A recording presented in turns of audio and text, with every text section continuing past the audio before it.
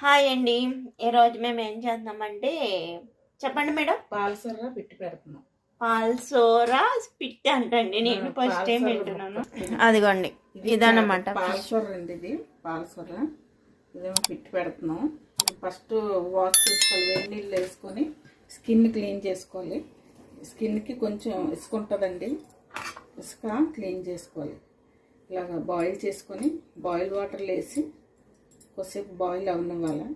ఇప్పుడు ఈ స్కిన్ కడిగేస్తే అది చేప కూడా ఉడికిపోద్ది మెత్తగాను. దాన్ని వాష్ చేసి మెత్తగా పేస్ట్లా చేసేస్తాం. పేస్ట్లా చేసేసి ఈ ఆనియన్స్ అన్నీ వేసి కర్రీ చేస్తామండి. ఇప్పుడు విడిగా తీసి పెడతాం.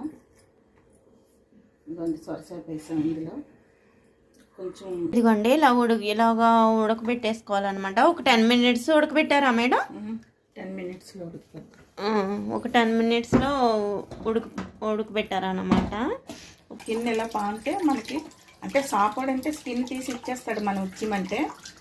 కాకపోతే స్కిన్ తీయకుండా మనం చేసుకోవాలంటే ఎలాగ చేప ఉడకబెట్టాలి కాబట్టి ఇలా స్కిన్ క్లీన్ చేసుకోవాలి. ఇసుక అంతా పోతుంది చూసారా. ఇందాక ఒక కలర్ ఉంది, ఇప్పుడు ఒక కలర్ ఉంది. ఇలా నీట్గా వాష్ చేసుకోవాలి. నీట్గా వాష్ చేసుకుంటే ఇసుక అంతా పోతుంది చూసారా. ఈ ఫిష్ ఎలా చేసుకుంటే చాలా బాగుంటుంది టేస్ట్. మన కోడిగుడ్డు ఉప్పు వేసుకున్నట్టు ఉంటుంది టేస్ట్. కాబట్టి టేస్ట్ అనేది బాగుంటుంది ఫిష్ కాబట్టి. ఎగ్స్ మీద ఇది బాగుంటుంది. చూసారా నీట్గా వస్తుంది.